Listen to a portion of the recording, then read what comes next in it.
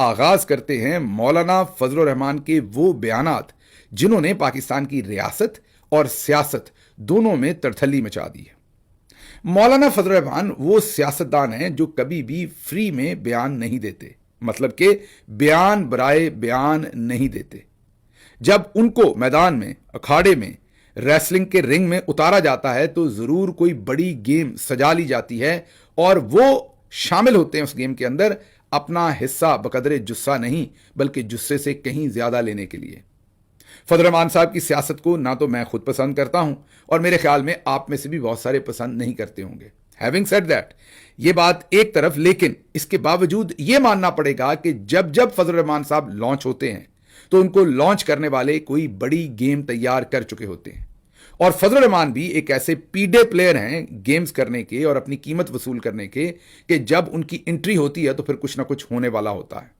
بھلے عمران خان صاحب کی حکومت گرانے کی بات ہو یا اس سے ماضی میں جو پاکستان کے اندر کے واقعات ہیں، جب فضل الرحمان صاحب کو لانچ کیا گیا ہے، وہ بھلے کسی بیرون ملک گورنمنٹ نے لانچ کیا ہو یا انہیں پاکستان کے جرنلز نے لانچ کیا ہو، وہ اپنا مفاد تو لیتے ہی لیتے ہیں، لانچ کرنے والے کا بھی پورا فائدہ کروا کر دیتے ہیں۔ یہ بہت ہی کم ہوتا ہے کیونکہ ہمارا روز کا کام یہ ہے کہ پاکستان کی سیاست کے اندر جو کچھ بھی ہوتا ہے اسے واضح طور پر نکھار کر سمپل ورڈز میں کنورٹ کر کے آپ کے سامنے اپنا تجزیہ رکھیں، جو تقریباً ہم ہر روز ہی کرنے کی کوشش کرتے ہیں۔ بہت کم ایسا ہوتا ہے کہ ہمیں بھی سمجھ نہ آ رہی ہو کہ اس کے پیچھے اصل وجہ کیا ہے، انٹینشن کی سمجھ نہ آ رہی ہو، انٹینٹ کی سمجھ نہ آ رہی ہو، بینیفیشری پیچھے والا کون ہے سامنے تو نظر آ رہا ہے، اس کی سمجھ نہ آ رہی ہو۔ یہ سچویشن ماننا پڑے گا کہ بڑی کمپلیکس ہے۔ اب ایسا نہیں کہ آپ کے سامنے ساری کنفیوژن چھوڑ کے جائیں گے، کوشش ضرور کریں گے کہ آپ کو 2-3 پاسبل سیناریوز بتا کے جائیں کہ ان میں سے کوئی ایک ہے، لیکن ابھی حتمی طور پر یہ کہنا اس لیے ممکن نہیں کہ جب ہم مولانا کے بیانات دیکھتے ہیں اور ان کا ماضی اور کنڈکٹ دیکھتے ہیں، کوئی تال میل نہیں ہے دونوں میں۔ فضل الرحمان صاحب نے سب سے پہلے تو آپ کو یاد ہوگا وہ بیان دیا کہ ہم نے وردی نہیں پہن رکھی، آپ نے پہنی ہوئی ہے، ہم نے پیٹی نہیں پہنی، آپ نے پہنی ہے، تنخواہ آپ لیتے ہیں، آپ شہید ہونے کی بھی تنخواہ لیتے ہیں، دفاع کرنے کی بھی اور لڑنے کی بھی۔ ہمیں مت کہیے کہ ہم لشکر بنائیں اور لڑنے جائیں، یہ آپ کا کام ہے، آپ تنخواہ لے کر یہ کام کرتے ہیں۔ بس پھر کیا تھا ان کا یہ کہنا تھا تو تمام جو ٹاؤٹ صحافی ہیں، جو جرنیلی ٹاؤٹ ہیں، جو نون لیگ کے بیچارے اس وقت سیاستدان بھی ٹاؤٹ گیری ہی کر رہے ہیں جرنیلوں کی، وہ سارے کے سارے فضل الرحمان صاحب پر پل پڑے۔ وہ کیوں پل پڑے؟ وہ اس لیے پل پڑے کہ انہوں نے فضل الرحمان صاحب کو بہرحال اس طریقے سے کوئی گالی گلوچ یا برا بلا تو نہیں کہا، لیکن یہ کہا کہ او ہو آپ نے بہت غلط بات کر دی، کوئی تنخواہ لے کر وطن کے اوپر جان کیسے دے سکتا ہے؟ یہ تو جذبے سے دی جاتی ہے، یہ تو ایک مذہبی فریضہ سمجھ کے دی جاتی ہے، یہ پیسے سے نہیں دی جاتی۔ مثلا پہلا بیان سامنے آیا خواجہ محمد آصف، اس کے بعد احسن اقبال اور سبھی نے بیانات دیے ہیں۔ ظاہر ہے ملٹری جرنلز نے ان کو کہا ہے تو وہ بیچارے بیانات دے رہے ہیں۔ جو خواجہ آصف ہیں وہ کہتے ہیں کہ مولانا فضل الرحمان ایک کونا مشق سیاستدان اور ممتاز مذہبی رہنما ہیں، مکھن بھی لگا رہے ہیں فضل الرحمان کو ساتھ ساتھ اور ان کو تنقید بھی کر رہے ہیں۔ کہتے ہیں اس لیے ان سے الفاظ کے انتخاب میں زیادہ ذمہ داری کی توقع کی جاتی ہے۔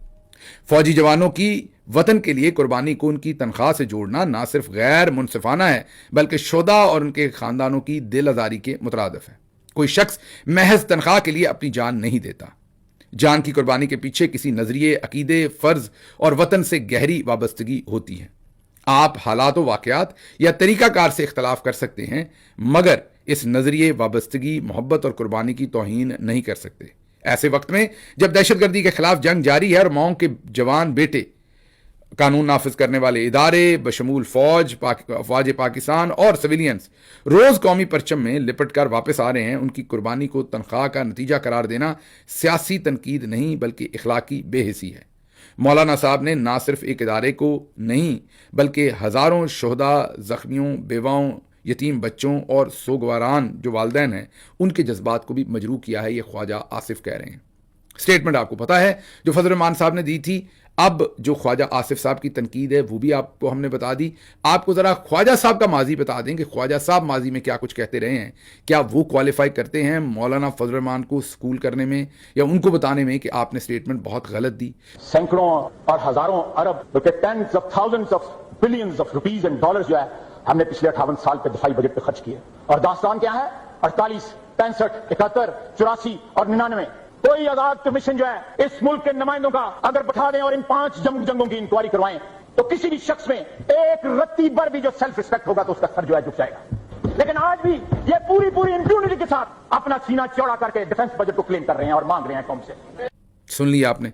इससे कम से कम ख्वाजा साहब तो अब किसी सूरत भी क्वालिफाई नहीं करते कि वो ये बता सकें कि फजल रहमान साहब की स्टेटमेंट दुरुस्त है या नहीं है। लेकिन असल मसला ये नहीं है, असल मसला इससे आगे है। ये तो पुरानी बात थी, आपको सिर्फ बताया कि क्या मैच पड़ा हुआ है। असल मसला शुरू होता है जो फजल रहमान साहब की प्रेस कॉन्फ्रेंस है और उसके अंदर जो उन्होंने खुल के सीधी सीधी ये बात कर दी है कि जो दहशतगर्दी है वो लगता है कि फौज खुद करवा रही है।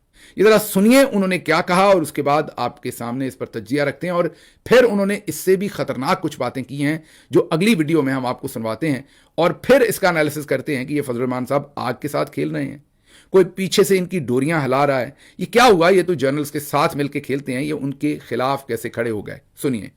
इस वक्त हालात क्या है? हमने कहा था कि जो ऑपरेशन आप फाटा में कर रहे हैं, हमने उस वक्त भी इस हिकमत अमली का एतराज किया था।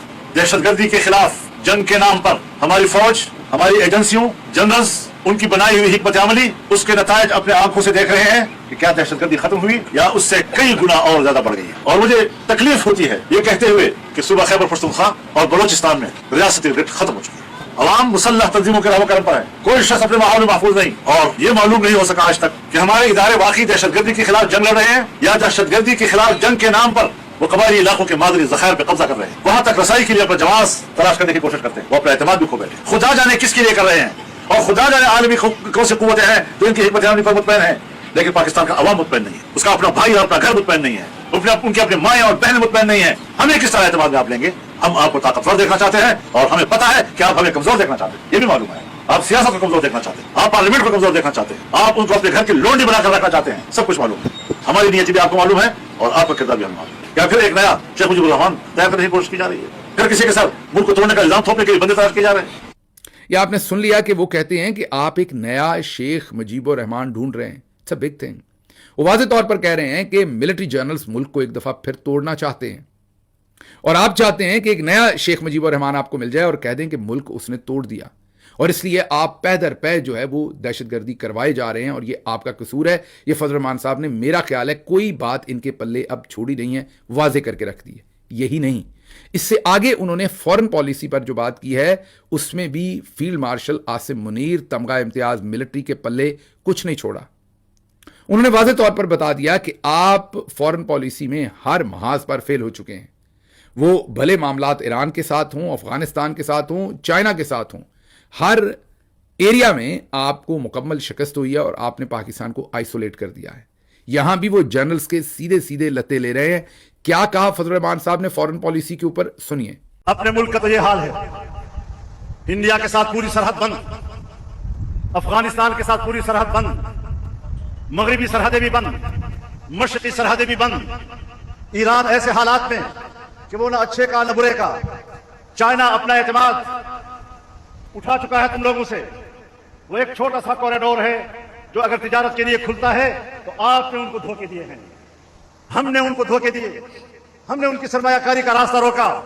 इस वक्त पाकिस्तान महसूर है, महसूर है। सुन लिया आपने। अब ये वो सूरत हाल है जिसके बाद जब हम फजल रहमान साहब को देखते हैं, क्योंकि मैंने आपको बताया कि वो हिस्सा बकदरे जुस्सा से भी ज्यादा लेने के आदी हैं, जब हम उनको देखते हैं, उसके बाद जब हम उनकी तकरीर को देखते हैं, उनके अकवाले ज़री को देखते हैं, तो हमें समझ नहीं आती कि मामला असल में क्या। अब मामलात हो क्या सकते हैं, 1 2 3 करके इसको समझते हैं। ये बात तो तय हो गई कि फजल रहमान साहब सीधे बल्ले के साथ आसिम मुनीर के खिलाफ खेल रहे हैं। जो कुछ आसिम मुनीर कर रहे हैं, भले उनकी उसकी वजह यह है कि उन्होंने उनको हुकूमत नहीं दी या व्हाट्सोएवर, लेकिन ये सारी तनकीद सीधी फील्ड मार्शल आसिम मुनीर के ऊपर है। वो कह रहे हैं कि आप अफगानिस्तान से मामलात भी बिगाड़े, दहशतगर्दी में आप फ्लॉप हो गए हैं, इकॉनमी में आप फ्लॉप हो गए हैं और लोगों का एतमाद आप पर से ख़त्म हो गया है। वो ये भी कहते हैं कि आप पार्लियामेंट को लौंडी बना के रखना चाहते हैं, आप सियासतदानों की तहकीर करना चाहते हैं और ये अब मजीद नहीं चलेगा। अब इसमें पॉसिबल सिनारियोज क्या हैं? पहला पॉसिबल सिनारियो, लेमैन लैंग्वेज में कह सकते हैं, ये बहुत ही सतही अगर हम एनालिसिस करें, कि मौलाना साहब को तवक्को थी कि उन्हें ज़्यादा हिस्सा मिलेगा, वो नहीं मिला, इसलिए मौलाना बिफर गए हैं।